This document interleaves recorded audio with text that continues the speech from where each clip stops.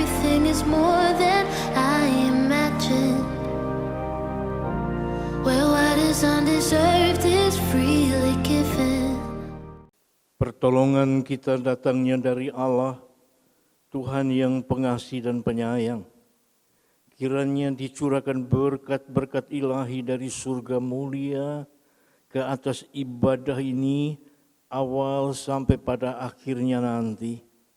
Kami terima berkat itu dalam nama Allah Bapa, Sang Putra dan Roh Kudus, dalam nama Tuhan Yesus Kristus. Amin. Shalom, selamat pagi Bapak Ibu Saudara yang dikasihi oleh Tuhan. Kembali kita bersekutu bersama-sama untuk beribadah di tempat ini. Puji nama Tuhan, hanya oleh kemurahan daripada Tuhan, hanya oleh karena Juru Selamat kita Yesus Kristus kita beri kemenangan. Haleluya, haleluya. Siapkan hati kita menghampiri hadirat Tuhan.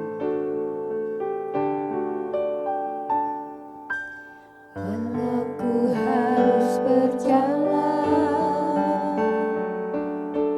dalam lembah kekelaman, perlindungan-Mu, oh Tuhan, nyatalah bagi hidupku. Tiada pernah sedetik pun, tiada pernah Kau tinggalkan. Sungguh mulia dan sempurna, hanya Kau layak disembah.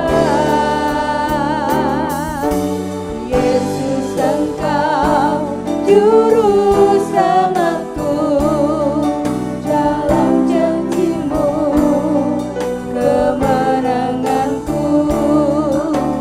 Selamanya kan ku nyatakan besar setiamu Tuhan di hidupku. Haleluya. Walau ku harus berjalan dalam lembah kekelaman Tuhan, haleluya,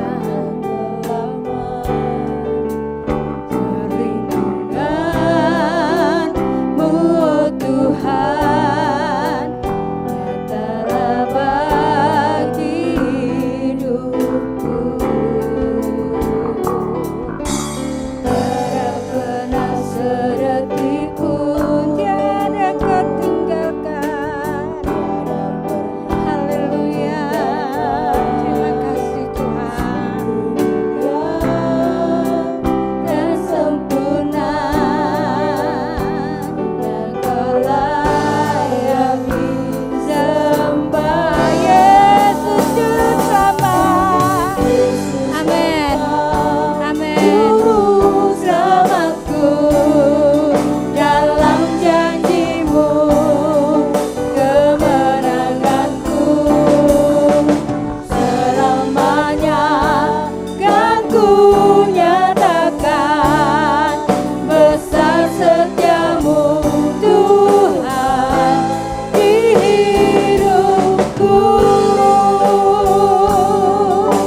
Sungguh Kau Tuhan, besar janji-Mu atas hidup kami. Kami boleh berjalan melewati segala hal dengan tuntunan Allah. Sebab Kau Tuhan kami, sebab Kau Juru Selamat kami, Yesus. Haleluya, terima kasih Tuhan. Haleluya, haleluya. Terima kasih. Juru Selamatku, dalam janji-Mu kemenanganku. Selamanya kan ku nyatakan besar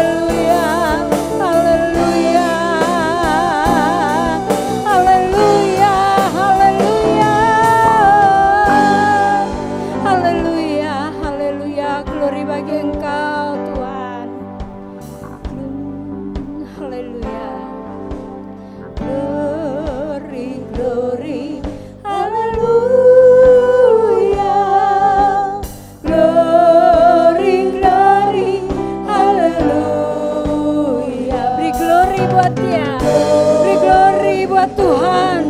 Haleluya. Haleluya. Puji, glory, glory. Glory, glory.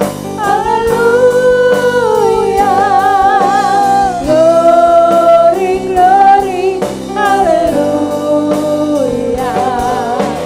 Glory, glory. Haleluya. Haleluya. Puji, glory. Glory, glory, haleluya. Glory, glory, haleluya. Glory, glory, haleluya. Haleluya. Puji sekali lagi, glory. Amin. Amin. Haleluya. Glory, glory. Haleluya. Glory, glory. Haleluya. Haleluya. Puji.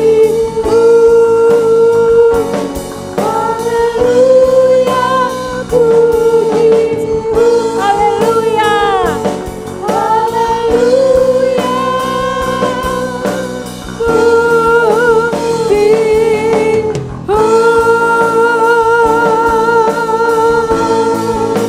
Haleluya. Haleluya. Haleluya. Haleluya. Haleluya. Haleluya. Glory, haleluya hanya bagi Engkau Tuhan. Kami mulaikan ibadah kami di dalam nama Tuhan Yesus Kristus. Haleluya. Amin. Haleluya. Ada sukacita, kita akan memuji besarkan nama Tuhan kita. Kemenangan Tuhan sudah berikan bagi kita. Setiap hari hidup kita diberi kemenangan, kemerdekaan dari Tuhan hanya oleh darah anak domba Allah. Haleluya. Sekarang telah tiba keselamatan dan kuasa dan pemerintahan Allah kita, kuasa yang diurapinya karena telah dilemparkannya para penggawa kita oleh darah anak domba.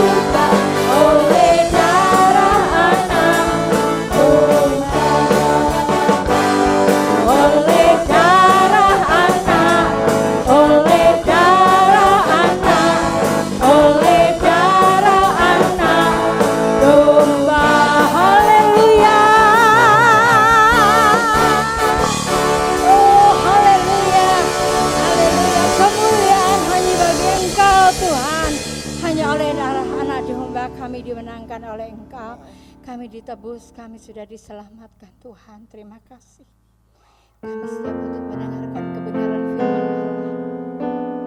Kami siapkan hati kami di hadapan-Mu Tuhan. Berbicara secara pribadi kepada setiap kami. Haleluya. Hanya kepada Engkau kami dapat melarikan diri kami Tuhan. Terima kasih. Terima kasih Yesus. Haleluya. Bila hati terasa berat, tak seorang pun mengerti beban. Haleluya.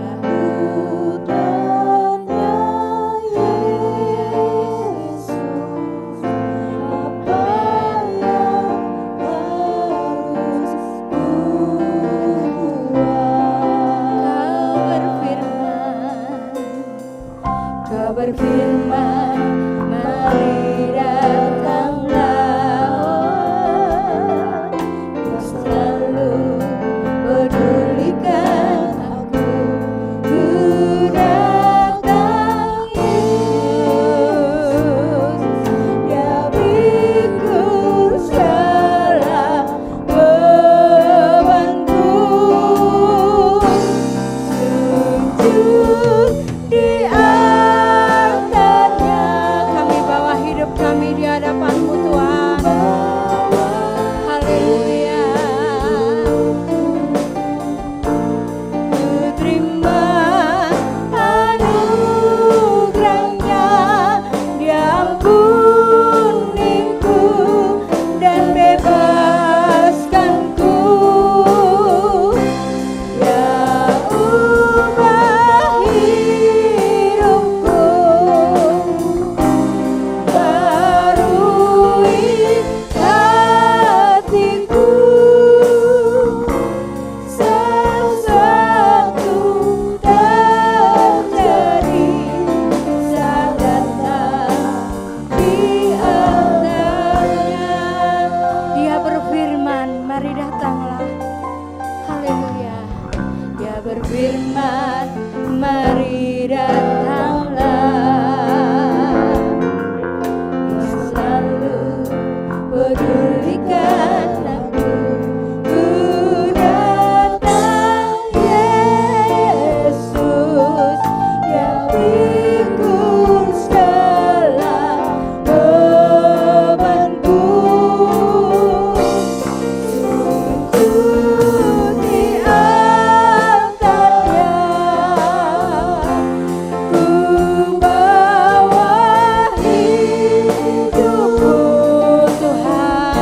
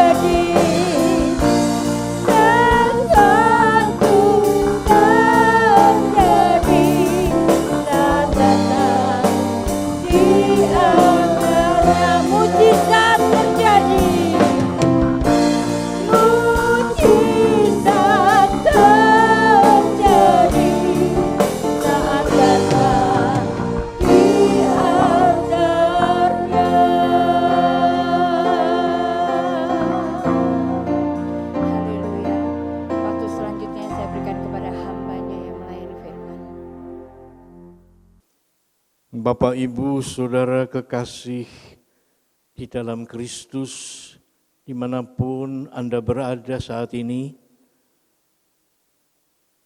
kini tiba saatnya kita akan sama-sama mendengar, merenungkan dan menyimak firman Allah yang akan segera disampaikan. Sebelum itu izinkan kami mengajak Bapak Ibu semua, mari kita satukan hati, satukan iman, kita akan berdoa menyambut firman Tuhan. Bapa yang di surga, inilah kami siap untuk mendengar, menyimak, menyimpan setiap kebenaran firman Allah. Roh Kudus berkenan mengurapi, Roh Kudus berkenan mengaruniakan hikmat untuk kami mengerti, karuniakan kami iman untuk kami meyakini dan mampukan kami menjadi pelaku dari firman Allah. Kami sambut firman Allah dengan rasa syukur dalam nama Tuhan Yesus Kristus. Amin. Kekasih Tuhan, dengan mengucap syukur kepada Allah kembali kita bisa bersama-sama merenungkan setiap pemberitaan firman Allah yang untuk kali ini kami beri judul, temanya adalah Allah bertanya, jawablah. Maksudnya begini, kekasih Tuhan. Kalau Anda sebagai anak, orang tua Anda, papa atau mama, ayah atau ibu bertanya, Anda sebagai anak tentu harus menjawab. Demikian juga kalau Anda sebagai murid di sekolah atau Anda sebagai mahasiswa, Anda ditanya oleh guru atau dosen, tentu Anda harus menjawab.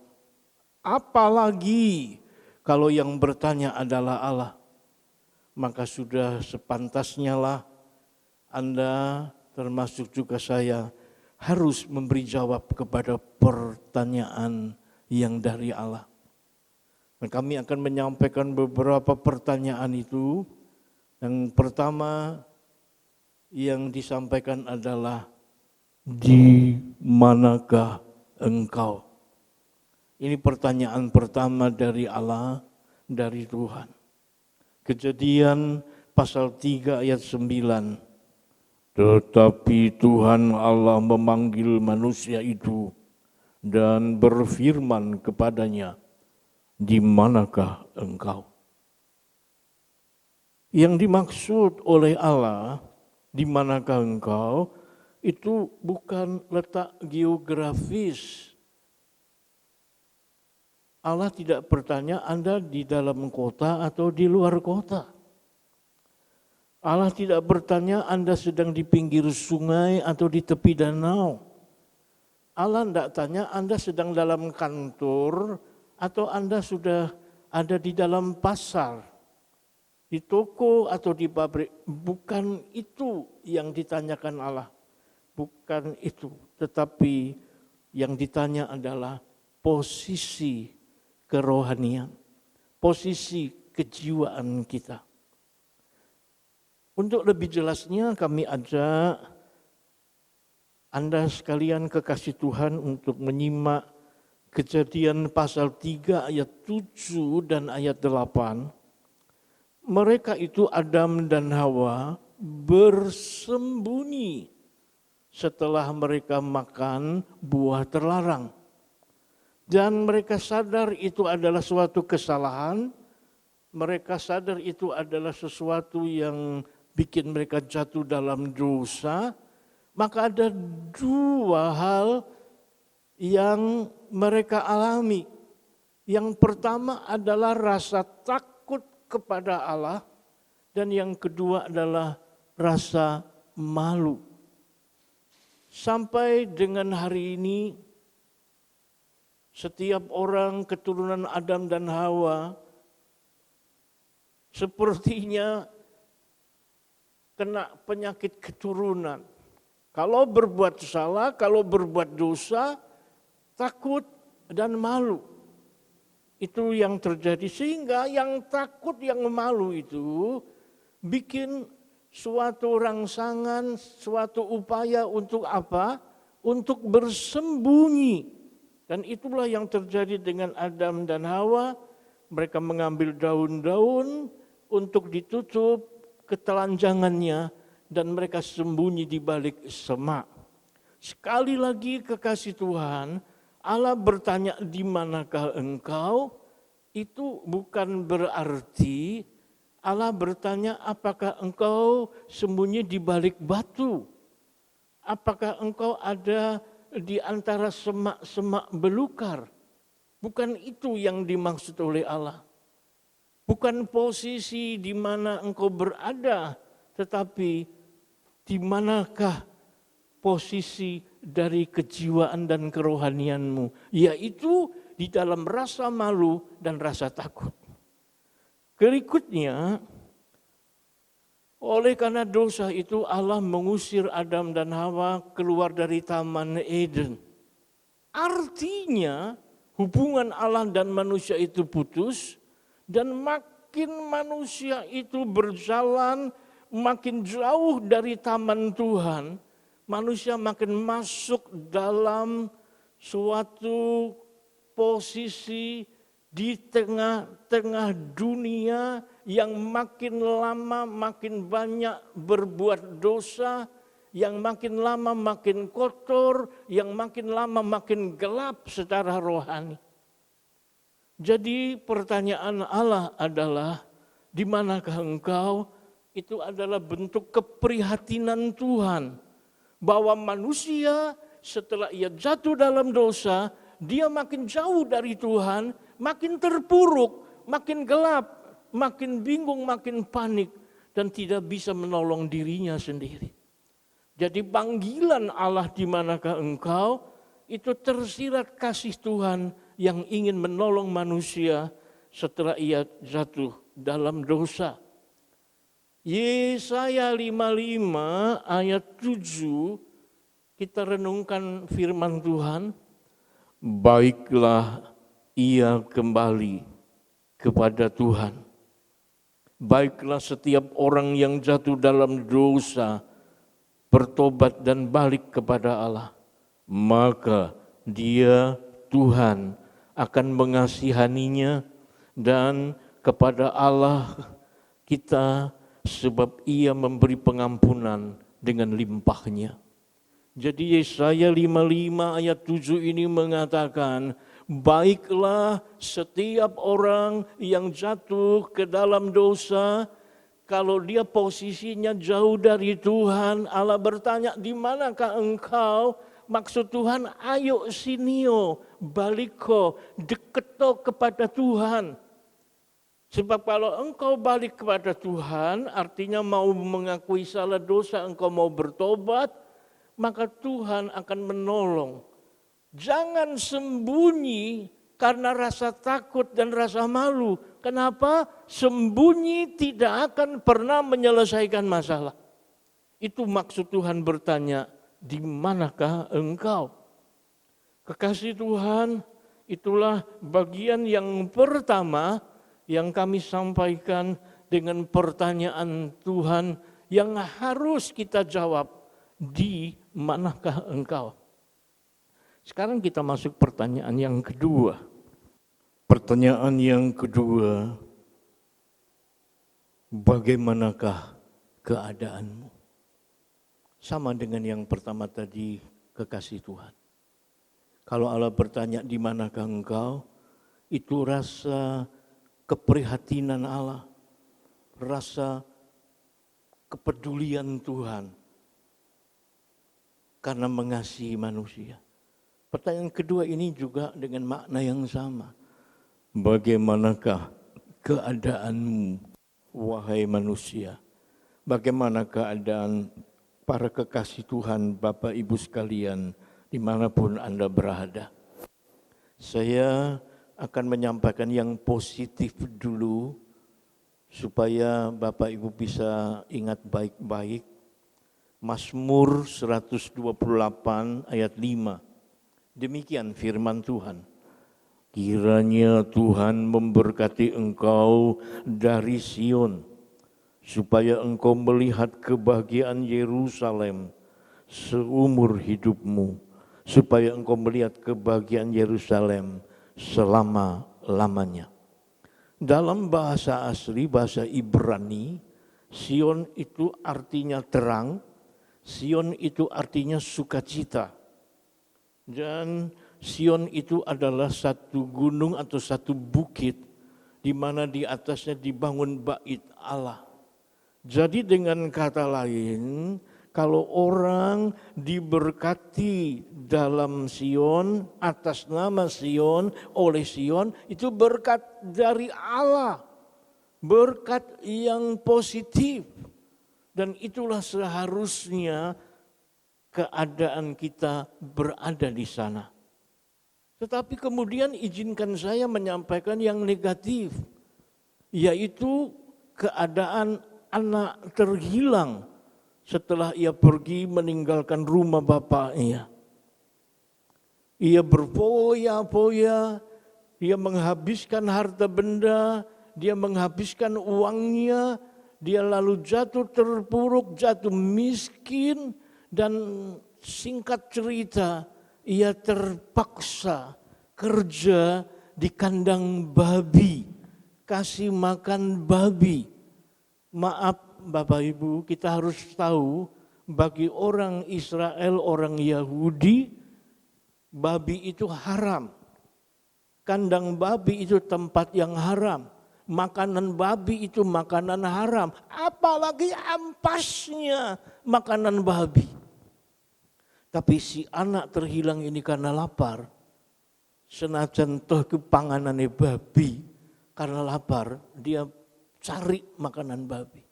Dan itu lambang, itu bayangan dari orang-orang yang sudah jatuh dalam dosa, yang sudah terpuruk, sudah terhina. Biarpun itu tahu itu adalah hasil yang tidak sah, dia tahu itu adalah berkat yang haram. Ya tetap dimakan saja, samber saja, karena butuh. Itu bayangan dari orang yang seperti anak terhilang ini, tahu itu tidak halal, tahu itu haram, tahu itu tidak sah, tahu itu adalah korupsi, tahu itu adalah ngentit, tahu itu adalah menipu. Neng kepeksa, ya disamber juga. Karena butuh. Dan ini Tuhan tidak mau berkelamaan, berkelanjutan. Allah ingin supaya setiap orang yang jatuh dalam dosa, dia sadar sesadar-sadarnya, bertobat kembali pada Allah. Supaya apa? Supaya berkat yang orang terima, supaya berkat yang memelihara mereka adalah berkat yang halal, berkat yang sah, berkat yang tidak melanggar hukum, berkat yang diperkenan oleh Allah. Oleh sebab itu, pertanyaan kedua adalah, bagaimanakah keadaanmu? Pertama, sudah jatuh dalam dosa, hubungan dengan Allah putus. Yang kedua, terpuruk dalam kemiskinan. Kan itu menyedihkan. Tapi bersyukur anak terhilang ini dia sadar. Dia berkata pada dirinya sendiri, di rumah Bapakku ada banyak makanan. Tetapi di sini aku cari makanan ampas babi. Sisa makanan ampas babi itu pun aku sulit untuk mendapatkannya. Jadi lebih baik aku sadar, lebih baik aku kembali kepada rumah Bapakku supaya aku tidak menderita berlebih lama lagi di tempat ini. Itulah yang diharapkan oleh Allah, bahwa setiap orang yang sudah jatuh dalam dosa, setiap orang yang sudah terpuruk, ia menyadari bahwa itu sesuatu yang tidak baik, sesuatu yang buruk, sesuatu yang haram. Tuhan berkata, bagaimana keadaanmu? Tuhan bertanya, bagaimana keadaanmu? Kalau buruk, baliklah kepada Allah.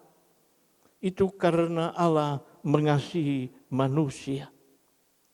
Dan saya ingin mengajak Bapak, Ibu, kekasih Tuhan, saudara semua, supaya jangan sampai yang namanya rasa takut dan rasa malu itu begitu mencengkeram kita sehingga kita tidak berani menghampiri Tuhan. Allah itu bukan monster yang ganas. Allah itu bukan suatu penguasa yang menakutkan, yang kejam. Tapi Allah itu Allah yang pengasih dan penyayang. Allah berfirman, masakan aku mengendaki kematian orang fasik? Masakan aku menginginkan kematian orang-orang berdosa? Bukankah aku Allah yang pengasih dan penyayang ini mengendaki supaya semua orang itu sadar, bertobat, dan diselamatkan. Itu sebabnya pertanyaan kedua adalah bagaimana keadaanmu? Sekarang kekasih Tuhan, Bapak Ibu sekalian, kita masuk pada pertanyaan yang terakhir, yang ketiga. Apakah pertanyaan yang ketiga itu? Kemanakah Anda pergi? Artinya gini, kekasih Tuhan, saya jelaskan. Yang pertama, manusia itu setelah jatuh dalam dosa, diusir keluar dari Taman Eden, itu menuju kepada langkah terakhir. Manusia ini diibaratkan seperti musafir yang melakukan perjalanan panjang di dunia ini sekian puluh tahun lamanya. Nah, dalam perjalanan itu ada dua tujuan yang sangat-sangat bertentangan. Dua tujuan yang berbeda. Yang satu adalah menuju kepada surga yang mulia.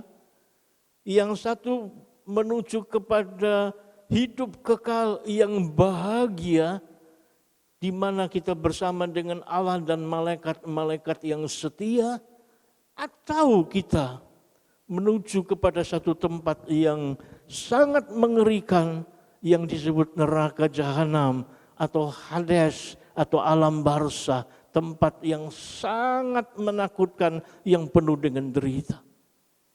Jadi saya ulangi, saya sudah menyampaikan ini dan saya akan terus mengulangi tanpa bosan. Yang penting perjalanan hidup setiap manusia itu adalah akhirnya. Orang bilang endingnya. Biar dulu kayak apa dia, luar biasanya orang itu. Tapi kalau akhir perjalanan hidupnya ke neraka, untuk apa? Oleh sebab itu Allah bertanya, kemanakah engkau pergi? Tujuannya adalah apakah Anda, apakah Bapak Ibu kekasih Tuhan, apakah kita semua ini sedang berjalan menuju rumah Bapa? Apakah benar jalur yang kita tempuh ini adalah jalur abadi yang bahagia?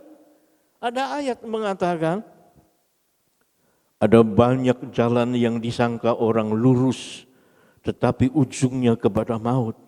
Banyak orang tidak mengira perjalanan hidupnya, langkah-langkah hidupnya bukan menuju surga, tetapi ke tempat yang celaka. Itu sebabnya pertanyaan yang ketiga ini sangat-sangat penting. Kemanakah engkau pergi? Kemanakah engkau sedang melangkah? Apakah engkau melangkah menuju rumah Bapa yang bahagia?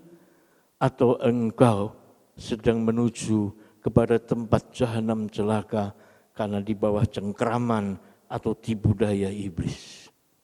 Anak terhilang itu contoh yang sangat bagus, perumpamaan Yesus yang sangat penting. Tapi sebelum kita ke sana, saya mulai dulu dengan Kain. Kain itu di dalam Kejadian pasal 4 ayat 3 dan seterusnya, Kain itu dikisahkan dia memberi persembahan kepada Allah.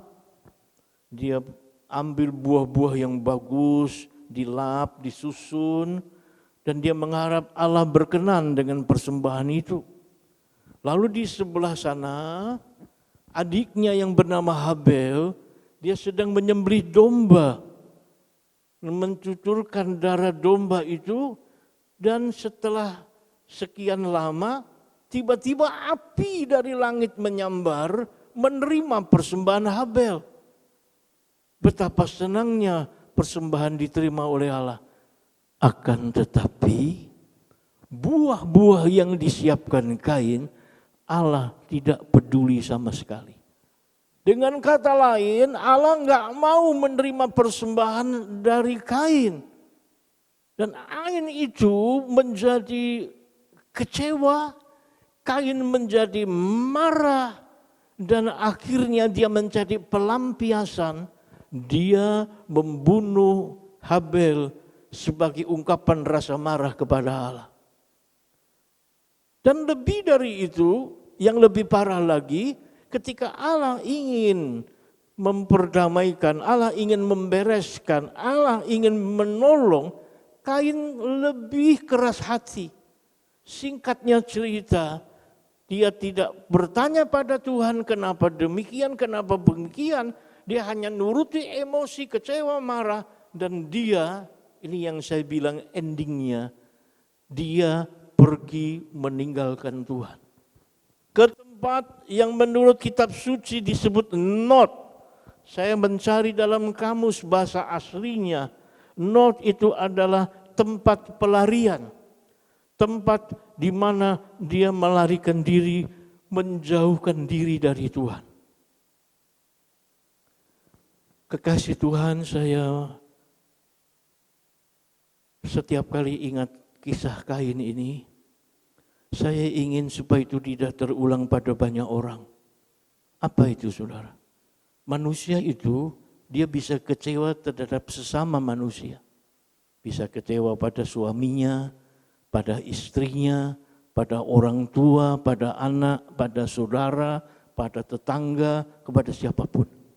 Tetapi manusia juga bisa kecewa kepada Allah.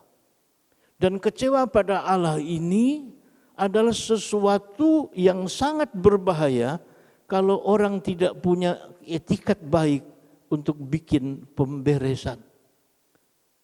Seharusnya sederhana. Apa itu? Kain bertanya. Kalau saya boleh pinjam bahasa Jawa, nyuwun pirsa. Duh Gusti, kenging nopo? Kenapa Tuhan? Persembahan adik saya diterima, api menyambar dari langit. Tapi persembahan saya kenapa tidak? Harusnya dia bertanya. Jawabannya sederhana. Apakah Anda semua tahu kekasih Tuhan? Allah telah berfirman bahwa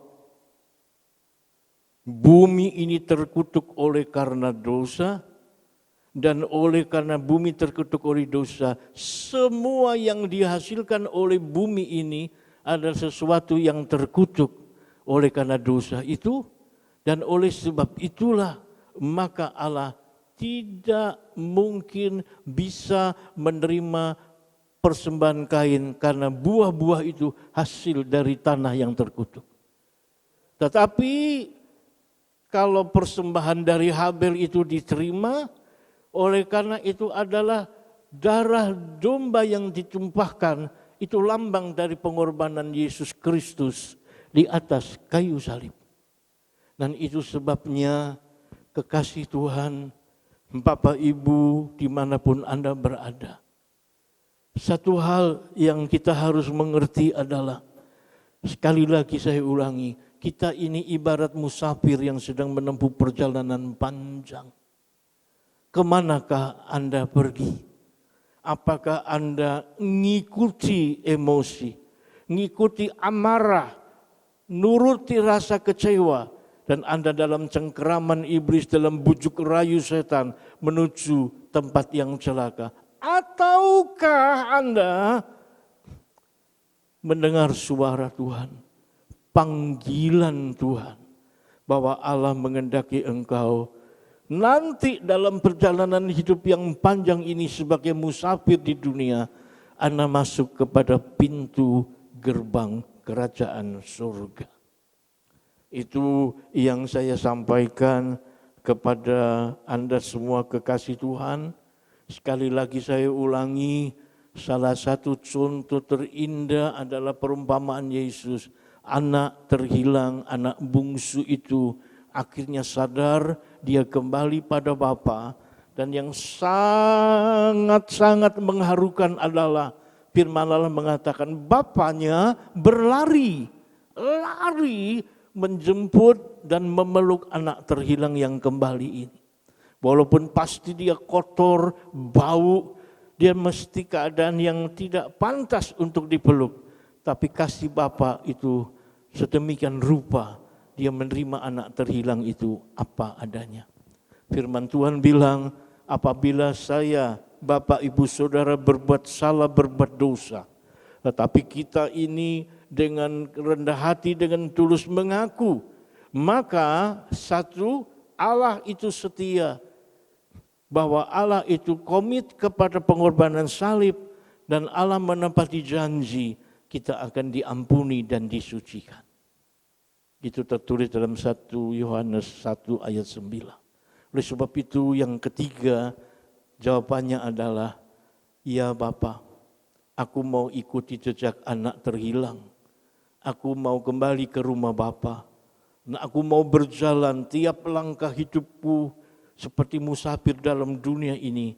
Aku menuju kepada surga yang abadi, surga yang mulia di rumah Bapa. Bapak, Ibu, Saudara yang dikasihi Tuhan, sebelum nanti kita masuk dalam doa, saya mengingatkan tentang Demas. Dalam bahasa Yunaninya, Demas telah agapau terhadap dunia ini. Agape kata benda, agapau kata kerja. Itu orang bilang kasih ilahi, agape itu salah. Agape atau agapau itu melebihi semua yang lain. Mencintai lebih dari yang lain. Demas telah mencintai dunia lebih dari pelayanan, lebih daripada Tuhan. Jangan ikuti jejak Demas. Tapi kita mau seperti Paulus, Timotius, Titus yang bertekun sampai akhir. Sebelum kita nanti masuk dalam doa, mari Bapak Ibu kita nyanyikan dengan segenap hati satu pujian yang mengatakan begini. Jangan biarkan aku pergi, jangan biarkan aku berlari. Maksudnya Tuhan, jangan biarkan aku pergi meninggalkan Tuhan. Jangan aku lari meninggalkan jalan yang menuju kepada pertobatan. Mari kita nyanyikan pujian itu bersama. Setelah itu nanti kita akan masuk di dalam doa. Ada begitu banyak yang Yesus sudah buat dalam hidup kita. Dia korbankan hidupnya. Dia berikan berkat kasih-Nya. Tapi begitu mudahnya kita keluar dari cintanya, tertarik dengan apa yang dunia sodorkan. Ampuni semua kesombonganku, ampuni semua kedaginganku, dan bawa aku mendekat di hadapan tahta-Mu.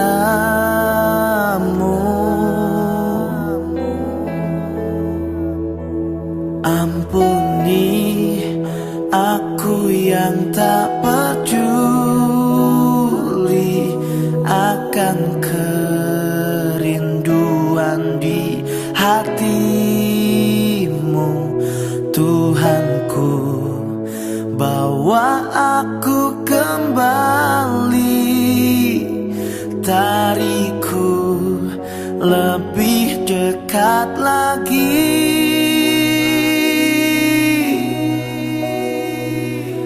Jangan biarkan aku pergi, jangan biarkan aku berlari menjauh dari tahta kasih karunia yang kau beri.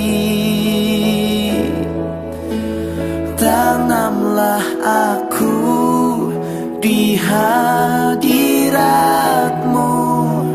materaikanku dalam hati-Mu, di hadirat-Mu, di hadapan-Mu, di pelukan-Mu, itulah hidupku.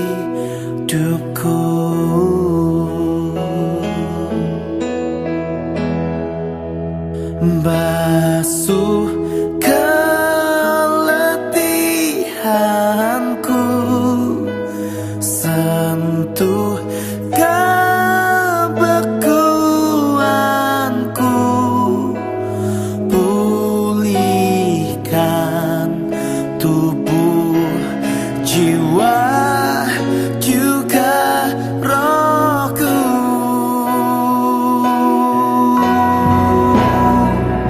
Habiskan kedaginganku, mimpimu jadi mimpiku, di hadapan tatamu ku berseru.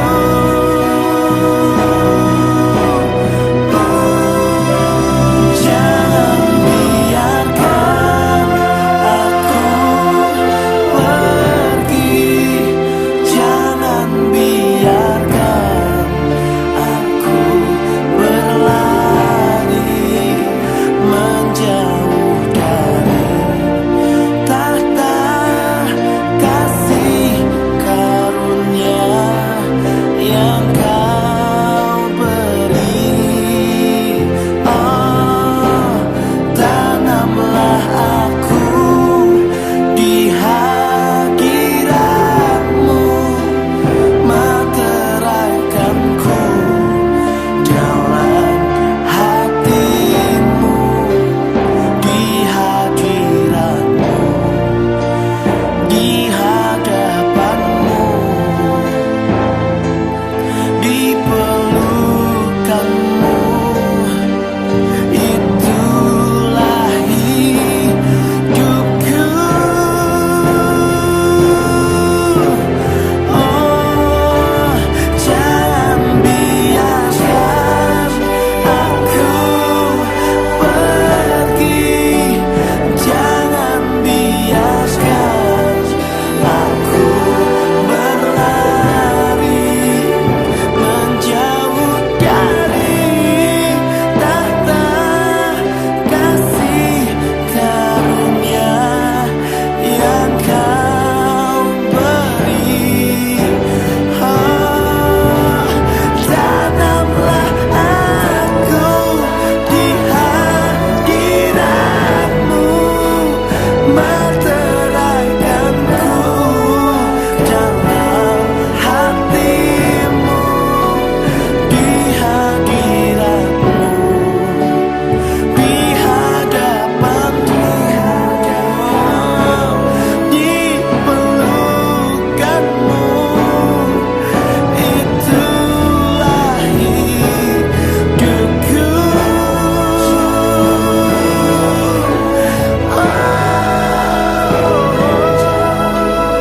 Makin hari saya makin sadar, begitu mudahnya kita menjauh dari kaki Tuhan. Bahkan begitu mudahnya aku mengecewakan Tuhan. Karena itu lagu ini adalah cerita nanti kami, cerita nanti orang-orang seperti kami. Kami butuh kesetiaan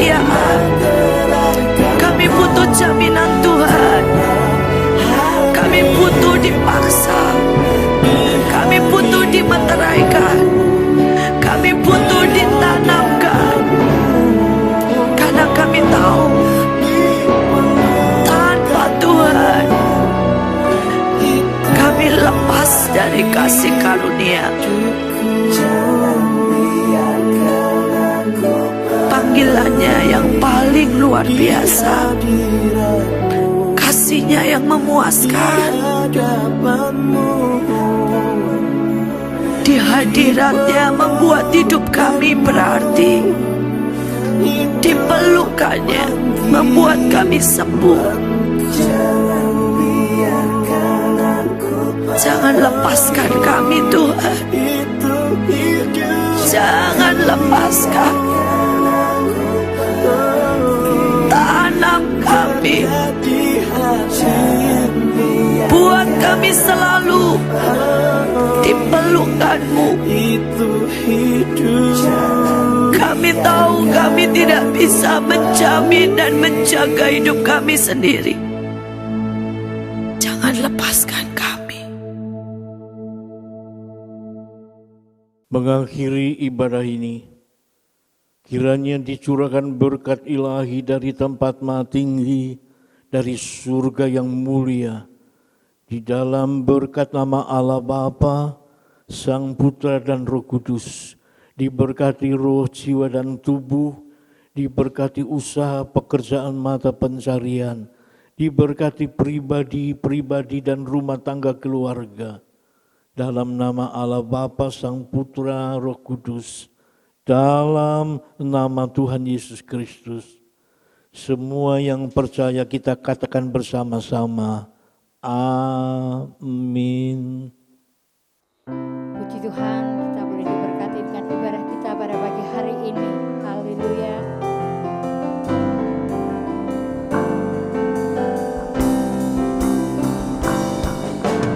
Shalom, shalom, damai Allah turun ke atasku sekarang. Shalom, shalom, damai Allah sekarang dan selamanya. Seperti sungai yang mengalir, lembut gemetir, seperti burung merpati, damai surgawi. Shalom, shalom, diberkatilah kau selalu. Berkat atas nama Bapa, Anak, Roh Kudus. Amin.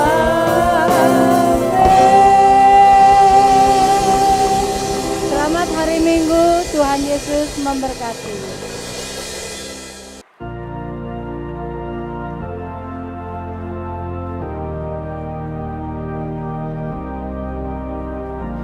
I'm living in a grace where everything is more